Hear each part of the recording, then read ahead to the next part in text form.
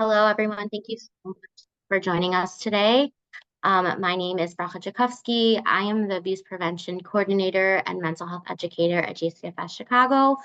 One of my main roles is I coordinate and train students preschool through fourth grade in our abuse prevention program, which is called SMART Kids. It's an acronym, and we talk about seeking safe helpers, making a feeling matter, ask first, respecting your body, and tell a trusted adult. And so these are some foundational tools that we have talked about with students, and we hope that this conversation tonight, even if your child has not learned SMART Kids, will be some of a springboard for discussion that we're going to have tonight. And I would really like to thank Upward Community for collaborating with JCFS for us to further the conversation around child safety and for us to have practical tips for incorporating this important language into daily life, especially as we approach the summer. This is not to be meant as a standalone conversation, but rather the start of many other conversations. And we're going to start out with some more general topics, and then we'll address more specific scenarios. If along the way you have specific questions, feel free to put it in the chat. I'll be moderating the chat as we go. So before we go to our questions, I wanted to thank our esteemed panel for being here today. Thank you, Mrs. Rachel Zimmerman, Rabbi Ari Strulowitz, and Mr. Ari Nussbaum for being here today. We really appreciate the time and you've put in, and for being so close to camp. We so appreciate that you're able to be here tonight. Just wanted to introduce them to you. This is Rachel Zimmerman. She's an LCPC and she holds a master's degree from the Illinois School of Professional Psychology and Clinical Psychology. Mrs. Rachel Zimmerman has a background in cognitive behavioral therapy, trauma work, and EMDR. She is a dynamic presenter on boundaries, abuse prevention, and healthy relationships. In addition to her work at Upward as an abuse prevention consultant, Mrs. Zimmerman works with a variety of issues in her private practice, including body image, depression, and anxiety. She's also a college teacher for Daughters of Israel. Rabbi Ari Strulowitz first got involved in Agudas Yisrael of Illinois in 2013 with Camp Nagila Midwest, then a project of Agudas Yisrael of Illinois.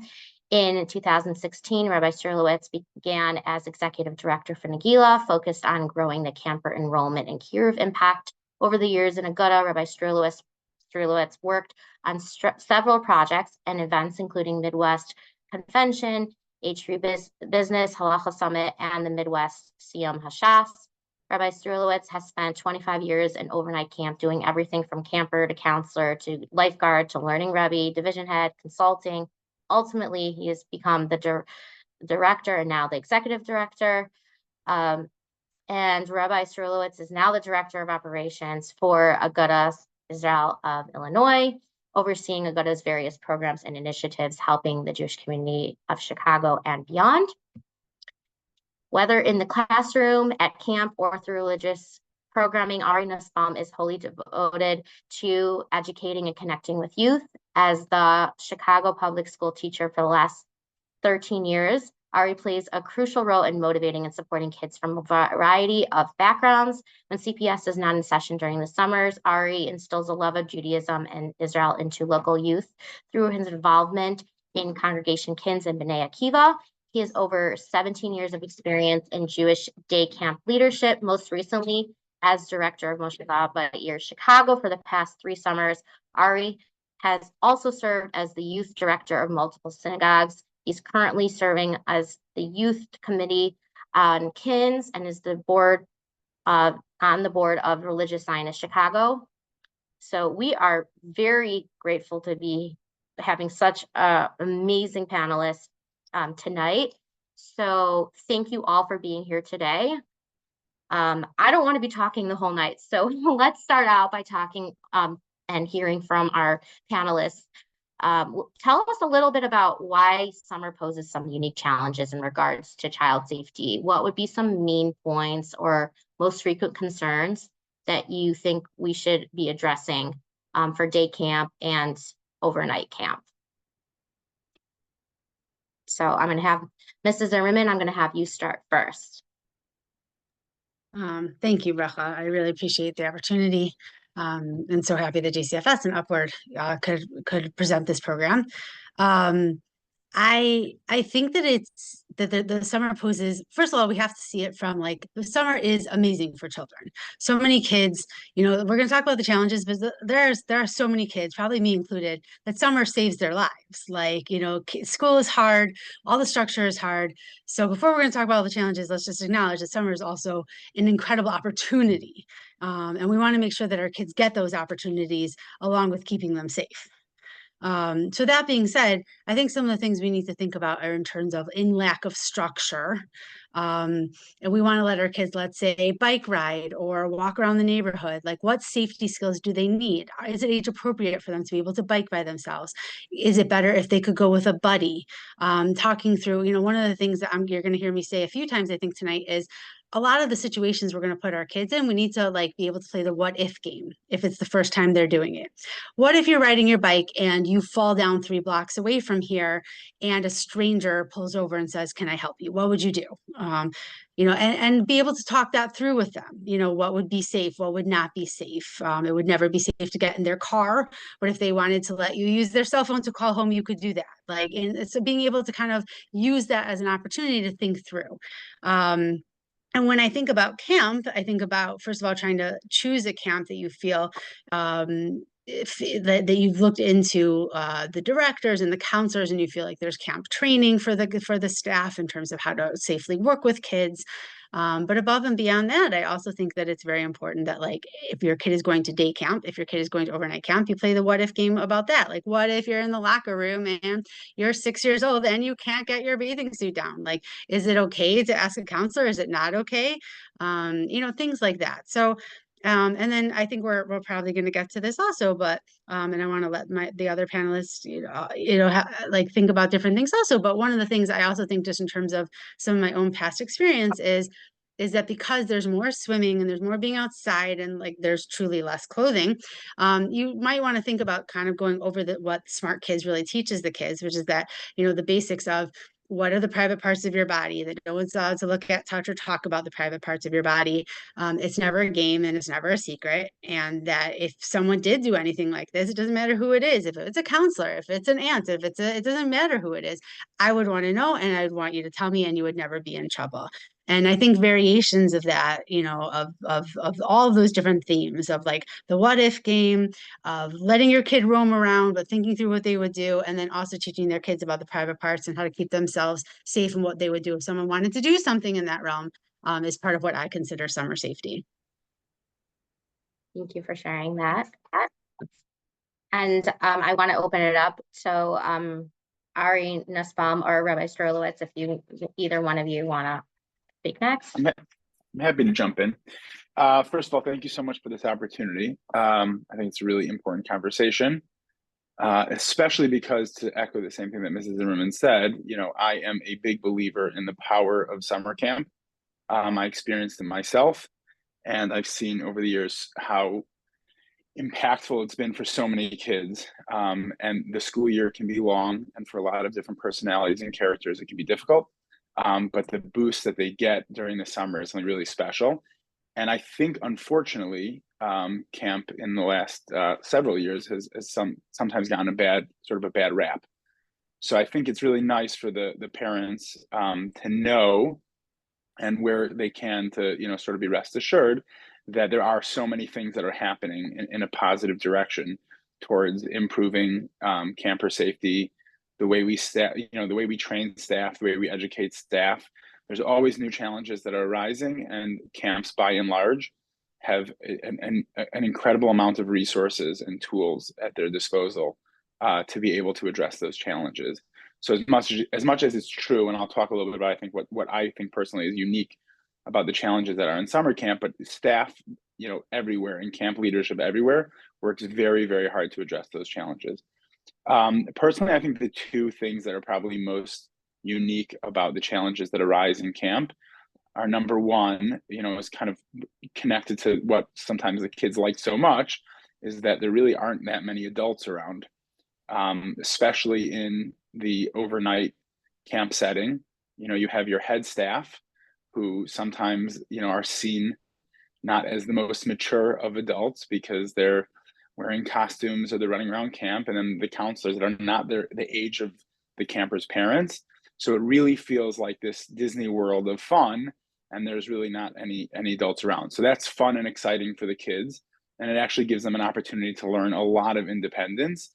But at the same time, there are less, what we would consider to be the more default, assumed, responsible, mature personalities. And instead, it's sort of this like, kid-run world. Again, there's plenty that's done to address that, but that is somewhat of a unique challenge in camp. And the other one is really just the close quarters, especially in an overnight camp. Kids are coming from a home where maybe they share a bedroom with one or two siblings.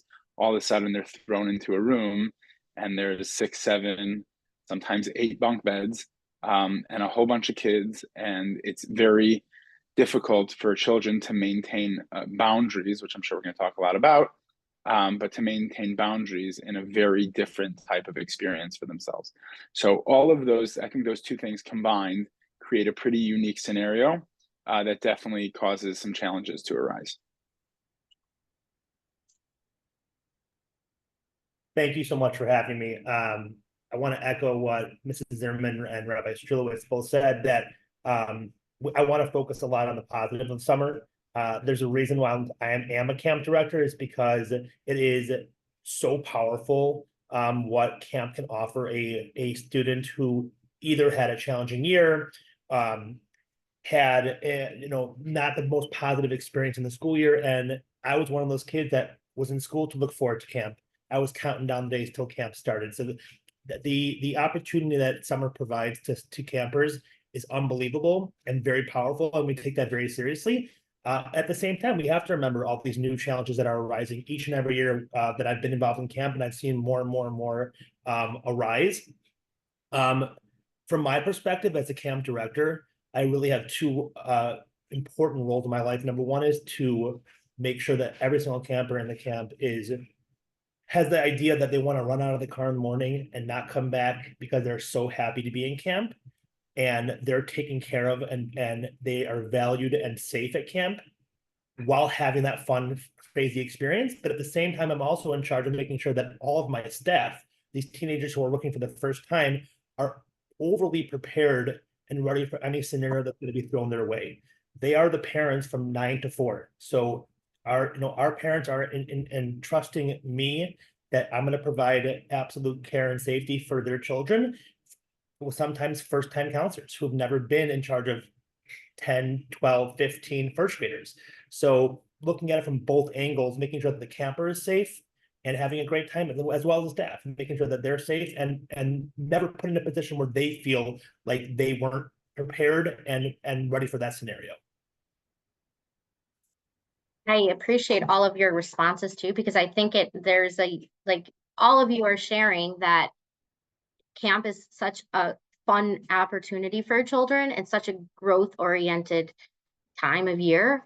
And we just wanted to continue to make sure that it is that space within that realm of safety. And so I appreciate that perspective.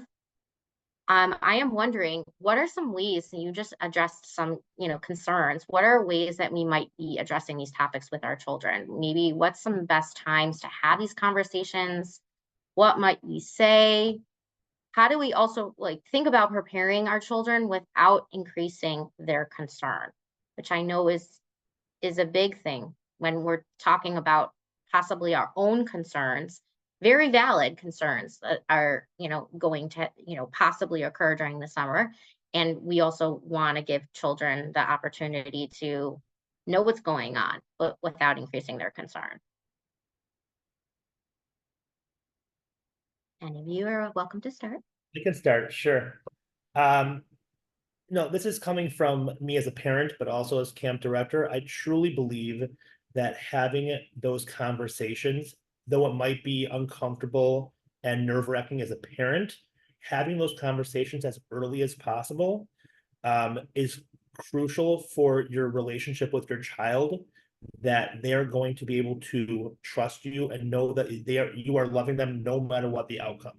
I really love what Mrs. Zimmerman said about the what if game. I personally do it as a parent, and I talk to parents about that. Playing out those scenarios, especially for young kids who this might be their first time going to camp. You know, they're very used to the Mora in kindergarten or nursery, and now they're going to a camp for the first time. And this is not the same structure. It's a little more loose. Camps are very different than the school year. So constantly having that what if scenario. Another thing that we always talk to our children about is there are no secrets. Whatever you want to talk to me about is safe to talk to me about.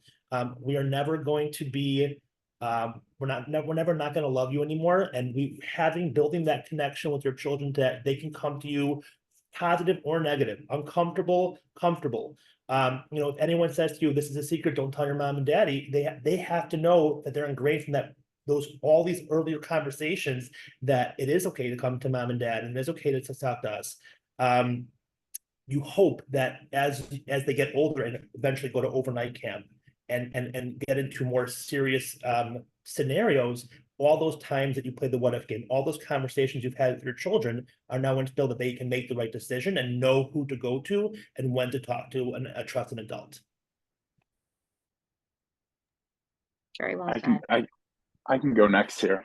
Also speaking, I think a little bit more from a perspective of a parent than maybe a camp director, but similarly, you know, I was thinking about this before earlier today.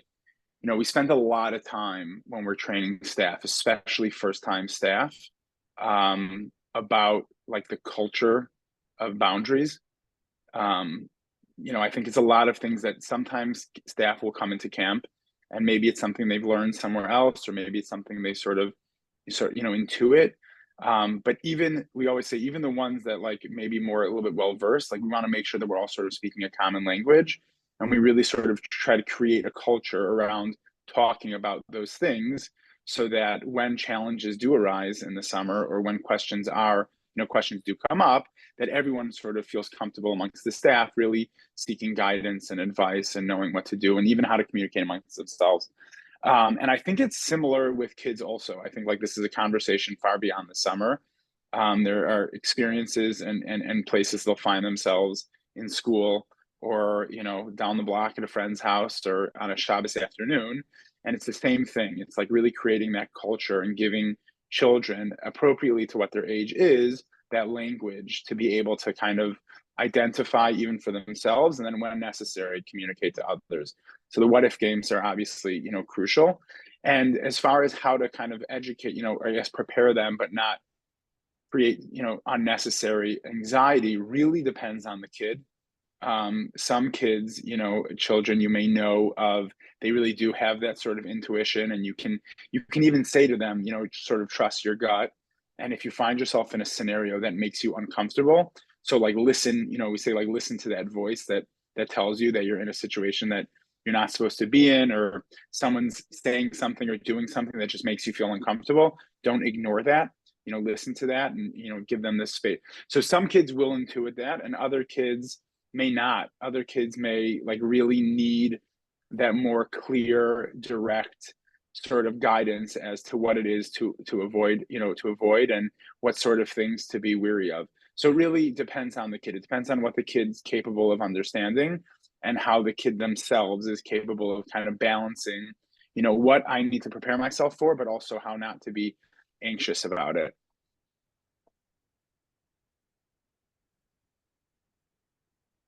And what both of you said also, I am going to add here is those are some of the important tenets that we actually teach children in Smart Kids. So I appreciate that you brought that up, because trusting your gut feeling, going to a trusted adult, who that is, you know, not to keep a secret, all those kinds of things are foundational things that you're right. We should be in trying to, you know, give our children from a young age. And even if we start now, it's also great. Bracha, if I could just answer one other part of your question, because I think this is important too, is you asked about like how to have the conversation or where you to have some of those conversations. And I think that really is important, because we have to remember, and that's why I started out with the positive, that the goal of this is not to make your kid anxious. You know, the goal of this is to make your kid actually feel prepared. And so thinking through your tone of voice, thinking through your body language, if you're going to talk to them about this stuff and your shoulders are up to your ears and your voice is 6 octaves up and like they can tell how anxious you are, then you are basically communicating to them, camp is scary, you should be scared. And that's not what we want. I know it's not what you want. It's just, we have to think through. And like, I even sometimes will tell people, practice in front of the mirror. Look at what your face looks like when you're trying to have this conversation. Maybe even write down a few notes for yourself, because it's not a problem if you want to say to your kid, listen, this was important to me. So I wrote down a few things that I wanted to remember, not because this is so formal, but because I just want to make sure I say it right, because it's important to me. And if it seems like I'm a little bit nervous, it's not because there's anything wrong with this conversation, but because it's not something I talk about it every day, and it's important to me, and I get nervous when things are important to me. You know, and I often recommend that if you could do it in a way where sometimes having some of these conversations, if you're not directly facing eye to eye with your kids, so if you go on a walk together and you're walking side by side, or you're driving in your car and they're in the front seat or the back seat, or where, you know, depending on the age of your kid, a lot of those are really good places to have these conversations, because it can feel very like safer, non-confrontational. Especially because one of the things that I think that if you're sending your kids overnight camp, that you have to think about is like, what does your kid know about puberty? What does your kid know about sexuality? I mean, depending on their age, I'm not saying this happens in every camp and everywhere you go, but a lot of the things, like sometimes if you have a 7th grade girl who's going away for the first time and really hasn't heard anything about her body or development or anything like that, I would believe she's going to hear something at a camp, not even in a negative way, like, oh no, people are oversharing. So just thinking through, if we're going to have some of these puberty conversations, some of these sexuality conversations, some of these, you know, some of these conversations about private parts, and that there are people who may want to look at or touch private parts, your kid's going to be a little flustered. So again, your tone of voice, your shoulders, your word choice, you know, maybe not staring them straight in the eye, all those are going to be really important, so that you feel like you can have this conversation without them panicking. And also maybe even coming back to them a few days later and saying, you know, we had this conversation, I talked about a few of these different things. What would you do if someone offered you alcohol? Or what would you do if somebody showed you like inappropriate magazines that they brought? You know, what would you do if someone, you know, wanted to see your private parts? Like, and again, I know you thought I was crazy, but like, and probably these things are not going to happen this summer, but we have to be prepared the same way we're prepared for fire safety. I'm just wondering if you have any questions on that a few days later, like now that you've had a chance to think about it, or anything follow up, because I will be asking you again after camp. I also think that's good to kind of put that in there, and don't forget, ask them again after camp, check in on some of these things. That's more of an overnight camp thing. Obviously during day camp, they'd come home every day. But I really think the methodology is incredibly important to what you want to communicate to them, which is this is a part of like preparing you for life. There's nothing bad or scary about these conversations. That's some really excellent concrete examples. I thank you, Mrs. Zimmerman. I'm also wondering too, like, what if a parent really is super concerned for their own self, and they're having, you know, you said it would be really helpful if you were paying attention to your own body language and your tone of voice and all those things. But what if someone's really struggling with how to approach their child, and they just don't know what to say, and they're just unsure about handling their own feelings? A lot of times we overcompensate because we think we're protecting our children, and really we're letting them know about our own fear. So I'm wondering if there's any ideas of like, how can we as parents comfort ourselves and feel comfortable being able to share these things, even though we may be uncomfortable, even though we're aware that our body language, you know, is shouting, I'm afraid, I'm scared. Should we acknowledge that to our children? I mean, I think the easiest answer is really just to ask for help. You know, as a parent, no one has to have that conversation by themselves, even if they end up actually interacting with the child on their own. A lot of people have, you know, different figures in their life. It could be a friend, it could be a parent, it could be someone who works in a camp. But I think, you know, it's okay as a parent, I think, you know, for whoever's sort of watching this, it's okay to be anxious about the conversation. And I would encourage you, if you are, to reach out to someone that maybe has a little bit of a different perspective on the conversation, maybe has experience dealing with these types of things, because that's like, it's totally okay. Even as a director, actually, I over the years had to have some interesting conversations with campers that I probably their parents should have had with them before they had come to camp. So even the camp staff sometimes are, equipped to maybe help a parent sort of before the summer kind of walk through steps of how to best talk to their kids about it. But I think the shortest answer is it's okay to be anxious as a parent, and the likelihood is you have someone within a circle of influence that you can reach out to kind of assist you through the process. Yeah, I'll piggyback of what Rabbi Shulowitz said. Number one, I totally agree. Reach out to people that you trust. Reach out to people, either a mentor or someone who's been there, done that. But I also do believe that find out what you're nervous about. Pinpoint what you are nervous to talk to your children about. And I think a lot of times reaching out to the camp, specifically, to find out what is their vision, what is their philosophy, how do they train their staff? Can I trust where I'm sending my children? I think that will help a lot. And as a camp director, I've had many phone calls with parents to kind of answer those questions, because sometimes that was what they were most nervous about. A lot of times in my camp, this is their first time going to camp. This is they're sending their babies off to us. And so they want to know that they are taken care of and in good hands. And I think getting yourself, like Mrs. Zimmerman said, taking some notes, getting your thoughts together and coming prepared to the conversation will help your child know that it's a serious conversation to have, but you're not showing them your nerves when you were before. Meaning you're coming prepared, you spoke to the people that you wanted to speak to, you have your thoughts in order, and now you can have the conversation. Love that. Thank you so much. I think that's very helpful. I know so many parents feel like they'd rather not have the conversation at all. And I think even if we as parents mess up, it's okay to still have the conversation. It's better to be honest and open with your child and say, like, I'm nervous about this, or I think this is something that is harder to talk about because it's something so important and I care so much for your safety. And, I might ask some, further up questions if I can't answer these for you, or, let's go and go on do an activity together afterwards. Like, do it as a bonding experience, like Mrs. Zimmerman said. I think it's an opportunity to show your child that you're trying to connect with them in a practical way too, without just throwing them some information. And another thing too that I think about is, how many times are we having this conversation? We think it's like has to be a one thick, heavy conversation. We're going to sit down. The kids are not going to be listening to you. They're running off and just like, okay. So it's better to have multiple conversations, even if they're only a few minutes long, because then your children are not going to listen to that. They can't listen to a lecture. You can listen to something engaging and practical. So I like all the examples that you have all provided so far. When it comes to overnight camp, what should we advise children to do if they see something or experiencing something concerning, especially because we know that in overnight camp, a lot of times they can't necessarily just call up their parent and explain what's going on. So what would be some advice or ideas of how we can handle that?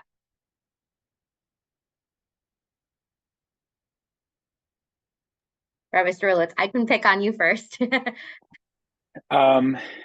Yeah, so if I'm understanding the question right, the question is really just like, what do you tell the child who's going to be in an overnight camp, who won't be able to kind of frequently, reach out to their parents in most situations? I would guide the children to recognize, from the other side, as camp leadership, we actually very intentionally identify head staff members to the campers the first day of camp, and then we sort of reinforce it as camp is going on. Who are the leadership over their division? Who are the leadership? Camp, we always had a social worker on staff. Sometimes you had multiple social workers. There was division head. So they always, and we really pushed that communication, that open, that they should all be approachable to the campers. So I think knowing that, parents can really do the same, which is kind of encourage the kids to recognize and identify someone on the head staff that they trust. Again, it's the same conversation that we have with them when they're back home in the year, a trustworthy adult. So it's very similar to that. It's not, it gets a little bit complicated, because they really, the strongest relationship that they're likely going to create with a staff member is going to be a younger staff member. And the adults in camp sometimes may seem like they're intimidating, especially the director sometimes can feel like, he's in charge of everything and he's the last person I want to talk to. But there are a lot of other head staff members that are likely much more, approachable from the perspective of a camper. And I would encourage the kids before they go to camp to really kind of identify who those individuals are.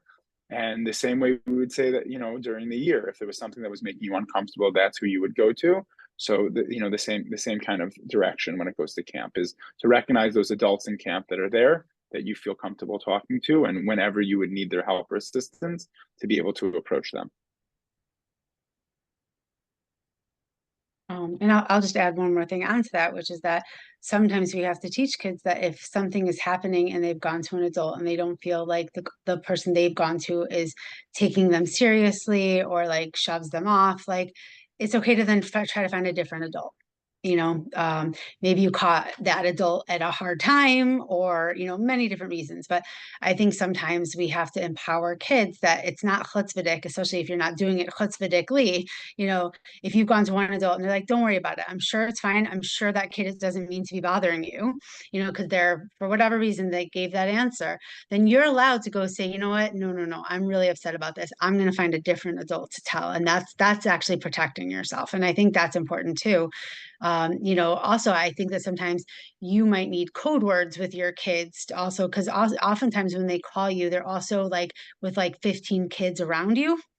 So, Mrs. Hadassah Goodman taught me when I first started, in this field. She used to say that it's very important to give your kids code words to be able to use sometimes, which is like, Mom, I'm really struggling with those migraines again, which means like, please help me like figure out how time that I can talk to you in private, maybe call the camp, especially that even goes above and beyond camp, even if you're on overnight, sleeping over at someone's house or somewhere else, like fun, and like they don't want to like lose face in front of their friends, and they call you, be like, Mom, that migraine's back again. And you could just say to them, okay, I'll be there in 10 minutes to pick you up if they're home.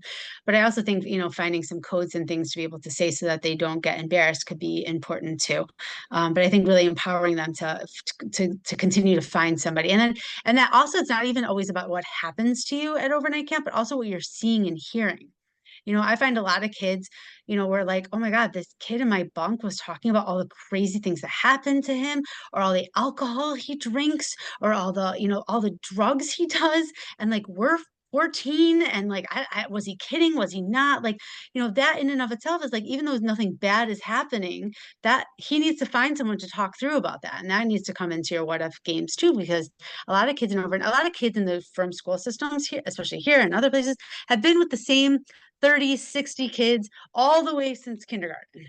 So all of a sudden, for the first time, they're with brand new people from all these different places. So preparing them for like hearing things and seeing things, and that in and of itself is something that they would want to share with an adult also, if their concern can be important. Yeah, Rabbi Nussbaum, do you want to add anything? I don't have a lot of experience in overnight camp. I went as a camper, but I do remember my parents having a lot of the conversations that they would foresee coming out, that they didn't want me to get incorrect information. And that kind of goes back to having those talks, if you haven't talked to your children about puberty, if you haven't talked to children about certain scenarios, they're going to hear it and they're going to see it at camp. So again, just having those conversations. And then like Rabbi Schuller said, knowing trusted adults. And even in day camp, we have so many people in place before the director. You have unit heads, you have assistant unit heads, you have people who are younger and connecting with the kids more, and and finding the right person to talk to, because they need to be listened to and they need to be able to say, I know that I'm going to a camp that cares about my feelings, even when it's an uncomfortable conversation. I think it's so important that there's more than one trusted adult that a child has. I think children are used to having trusted adults within their specific home or school environment, and they might not be thinking who else could be a trusted adult outside of that, and helping them explore and think about who may be that person in in the camp system is extremely important. And I appreciate that you all had brought that up. If I could, I just want to add one sort of dynamic to that we spoke a lot about with the staff is camp is really chaotic. So also a little bit echoing what Mrs. Zimmerman was saying, camp is really chaotic. And from the perspective of the leadership staff and the head staff, camp is like incredibly challenging, both professionally and personally. So it's really easy, and it's not always the staff's fault. It's really easy for certain things to kind of get like, fall by the wayside and sort of fall through the cracks. And also from a child's perspective, they may believe that they conveyed something that was like super significant, and they really just kind of like, eked out a couple words that didn't really mean what they thought it meant. And the staff are kind of like, huh? So I think it's really part of the conversation of identifying, encouraging the kids to identify a trustworthy adult. It's also like there should be some sort of timeliness to whatever the conversation is being had. Camp is short, camp is chaotic, things move very quickly, and something might happen that makes them uncomfortable, and they maybe just brush it off, or they don't follow up. And then, what is only 24 hours can feel like a week's worth of experiences, and then they've sort of moved on, but the problem is not going to be addressed. So I think that's also part of it, is like encouraging them not only to identify who to go to, but to go to them like in a real timely manner. So giving them ideas of how to advocate for themselves in actual situations that may come up would be really helpful. I am also wondering too, I know that there's been a lot of questions around, allowing kids to have some level of independence, right? And there's not really a specific age or anything like that, but how can we think about, what might be something that we allow children to do? Babysitting, crossing the street, watching their older siblings, sleepovers, any of those kinds of things. Is there any guidelines that you might be able to give us in terms of like what can be okay for certain ages, or how somebody could identify what would be like what age would be okay? Well, I think this is a tough question, as you said, just because even DCFS doesn't have like an actual age for when a kid can start babysitting, or when it's all based on situation and based on the maturity and based on, all of those different things. So that's tough. I think that one of the most important things is really understanding who your kid is and what their ability is. So just because the other 10-year-olds in the neighborhood can cross the street, if your kid is very spacey and like has a really hard time like tuning into things, that doesn't mean that you can. So that kid can safely. So I think also, and you might have kids who are just better able to do it at younger ages, so I also think it really is based on your own child and knowing your own child. I also think like we talked about in terms of what if you're nervous about talking to your kids. I think this is a good place to sort of like reach out for a lifeline here, in terms of like reaching out to people who are a few steps ahead of you, reaching out to like educators, reaching out. Is it normal that my fourth grader wants to do this? Like, is that what other kids this age are doing? And really getting like a good basis, from other people who have done it before you, professionals, educators, and then getting guidelines. At a different panel we did, one of the panelists was saying that she used to give her kids crossing the street school, and she would go with them, and she would like literally like, she's like, okay, this is what we do, and we're going to do this together now for the next 10 times, like on this intersection, and then 10 times at this intersection. And first we start with like side streets, obviously, and then we go on, maybe next year we're going to do big streets, but each time you have to do it with me at least 10 times, and I have to see that you can do it before I let you do it. So I think there's a lot of that, which is a lot of dry runs on this stuff, and a lot, but I really think we need to be careful not to give our kids too much independence. I was involved in a situation once where like it was the summer, and like the kids weren't, we're in camp, but like And then at some point they realized that their kids had gotten access to a computer that didn't have a filter, and they were doing all these things and and had accessed, pornography, and they were very upset. And I felt for them, and we helped with the fallout of it, and everyone was okay. But the idea that we also can't just assume that oh, everything's good and fine. We also can't put our kids in situations that's just unfair to put them in. So I also think you need to think about, if you're going to give your kids independence, where is the alcohol? Where is, different things that could be unfiltered? Where could think through what the different things are. I remember once being at a training, a clinical training, and they talked about how if you have teenagers in the house, you really shouldn't be keeping prescription drugs in your bathroom medicine closet. And I remember thinking, that's ridiculous, but as I've gotten older, as my own children has gotten older, I was like, that's not ridiculous, actually, because you never know who's coming into here. So I think we just need to think about a few things. Again, the age, the stage, reaching out to other people, but also not giving our kids too much independence in a way that almost makes it and then we're mad at them if they misused it. So I think that's the balance here, is that we have to also know that kids are naturally curious and naturally going to want to know what that is, and then also know that we can instill the tools that they need to grow up and be these independent adults. And the exact balance of that is, I think, what we all pray for every day. To me, it sounds like, Mrs. Zimmerman, you're mentioning a little bit about boundaries and putting a specific guideline or boundary around certain, usage of certain things. For example, we're not going to just tell a kid, you have the independence to take my car. We'll also tell them, okay, here's a specific time in which you need to be back, and, how long and who can be in the car with you, and, what time of day, and all those kinds of things. Because otherwise, if you just don't give them any kind of instruction, they're just going to take your car and be, who knows when they're going to come back.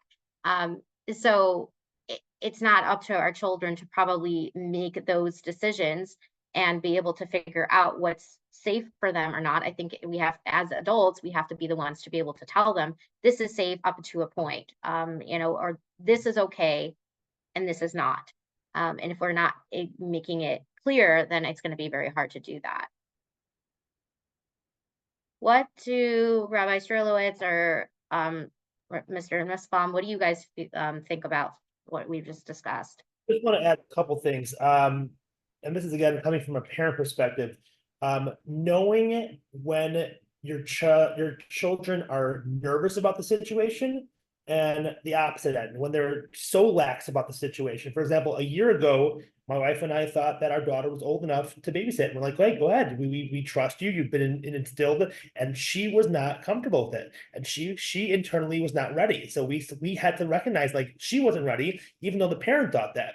And now you have children who are like, I want to babysit. I want to go walk around the neighborhood with my friends. And you have to say to them, you can do that, but it's also not just, fun and games. You have to know what are possible outcomes. How are you going to act when X, Y, and Z happen? So it's a lot of, again, from the beginning, having those conversations, the what if conversations, constant role playing throughout your life.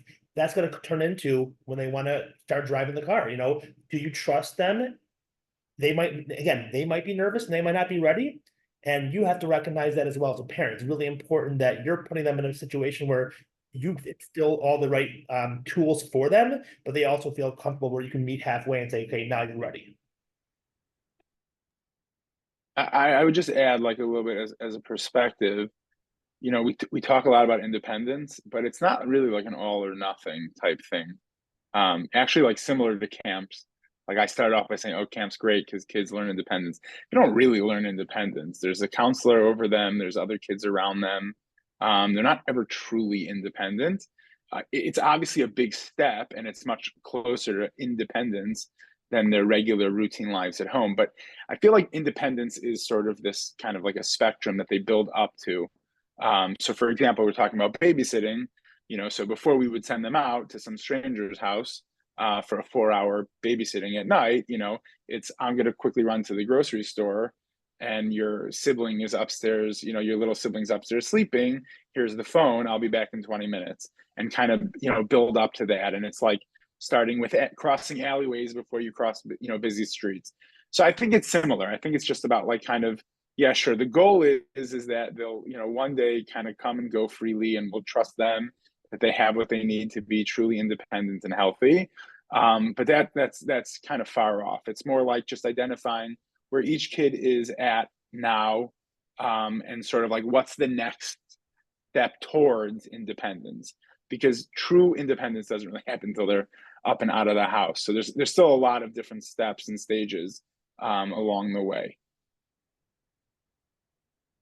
I agree with that. That's a great perspective too. And I I never really thought about it in that kind of way. I think we tend to be a little more black and white about it. And I think it also just it ebbs and flows as the children grow too. And as we see and we trust them, like Mr. Nussbaum, like you were saying, like there's going to be the push and pull there where you're going to see, like, do I trust that child and can I meet them and do they trust themselves? And at a certain point, who do we feel like they got this and we want to encourage them and give them that confidence too. So very hard to do. I think we've all agreed. I'm wondering if there's anything that you want to share, if each of you can just speak a little bit about what kinds of things would you have you wished parents were told as in your roles, what you wish parents had known before they sent their kids to your camp or before working with you.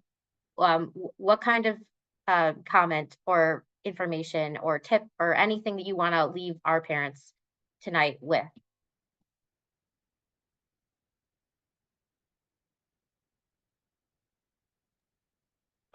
It's very common in like schools. You'll hear the administration say to the parent body, you know, this is a partnership, we're in this together. But you'll never hear camp staff say it. You'll never hear camp leadership say that. And it's not because it's not a partnership. I think it just kind of goes back to like the chaos of the summer. It is a partnership, and the leadership do want to have that communication with the camper parents. I just don't think it's necessarily something that we're as forthright about.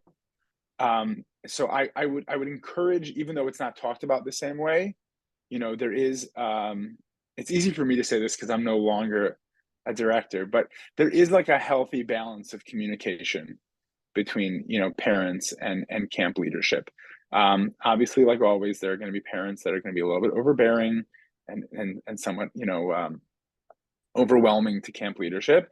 And then there's parents that, you know, wish they could call more often and are not really calling enough or not reaching out enough. Honestly, more often I had parents that I wished were being more communicative and giving us like the insight of what we needed to know to deal with sometimes a camper who might have been a little more challenging. So I think that like that's the one thing that I would say, you know, to parents is don't be afraid to reach out to camp leadership and talk about something. Definitely don't hide anything from us. I think that's a big thing that comes up a lot. For example, we used to, like, a pet peeve of all camp directors is when families will give their children what we used to call medication vacation, and they'll say, "Hey, it's summer camp, it's not school. They don't need to take their medication." And then they won't tell us that they're not giving the child medication, and it'll be like a week into camp, and the whole staff is like scratching their head. We don't know what to do with this kid. And it's really not. It's actually not fair to the camper themselves because they end up in a really bad situation with their peers, with their bunkmates, with the staff, and all of it could have been avoided by having conversation. And it doesn't mean that every time a family I would have a conversation with a parent, they'd say, you know, we're thinking about taking the child off the meds for camp. Would I say, no, please don't do that. You have to, you know, sometimes we'd say, you know what, how about you send the meds and we'll see how it goes the first few days without it, and we could have it.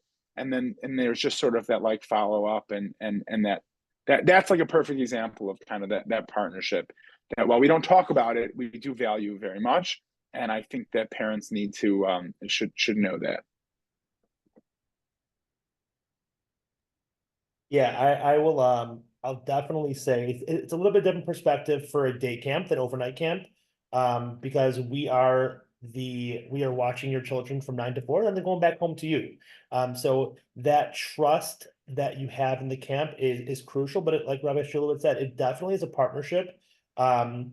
It's hard to display that because it's only 38 days and and then you're back to school. So we want parents to know that we want to have that open line of communication. 100%. We also want you to do your due diligence yourself before camp starts. Talk to us. Look, go on our website. Talk to the directors. Find out what you want from your camp. Are you sending your are you sending your kids to a trusted place? I know from my perspective in our camp, every single year we have grown in terms of preparing our staff for the issues that we see. We're constantly reaching out to professionals such as Upwards to come in and speak to our staff. We're talking to groups like No Shame on You, mental health professionals coming to talk to our staff for the sole purpose of making sure that your children, your campers are coming to a well-rounded, prepared staff that are going to take care of your kids. So definitely reach out and see what kind of training do your counselors get for watching my kids, and having that communication. You know, it is crazy, it is hectic, but we love that we love the partnership, because it is the only way that's going to be successful is that we're working together to have a awesome, safe summer for your children. I guess the only thing I'll add, and having not worked in a camp, even though I feel like I've been working with camps and gone to camp my whole life. You know, I think that to me, I say take the summer as an opportunity to really like use the unstructured time to like have fun with your kids and build relationships and use these conversations as ways to connect. You know, I remember when I was little, someone told me that like it's really nice at the dinner table, you know, to be able to say, okay, what was the best part of your day and what was the worst part of your day, or what was the hardest part of your day? Let's everyone go around and do that. You know, and I think the summer is a really good time to like go ahead and say, you know, like have these conversations together where you're like, okay, you know, let's go through and say one of the best parts of our day, and like one of the things we wish could have been different, and maybe we do that once a week, but this is the time when there's not homework to have to do, when there's not like we have to be up by 7 a.m. to get to school. You know, this is really the time, I think, to really connect to your kids. And while I don't believe that your kids will, especially as they get into the upper teens and beyond years, will tell you everything. I think that like the foundations of building the relationships in the summer really allow you to be able to be that trusted adult, or help help your kids identify trusted adults so that they can keep themselves safe for the rest of their life. So even it's not even just as important what you say, but using this opportunity to say, to talk, to connect, to have fun, to just sit with them, to show them you love them. And I really think in some ways the summer allows us to do that in a different way than the rest of the year does. Beautiful. You ended that so beautifully. Thank you so much. I do want to be respectful of everyone's time. So I appreciate you all joining us tonight. Thank you so much. Thank you to the panelists, and Upward and JCFS are here to support everyone that needs it. So please reach out to us for any other resources or opportunities to be able to learn more about some of the resources that we have. We are available and ready to help with any concerns or any questions. And thank you for being here this evening. Thank you very much. Thank you, everyone. Thank you.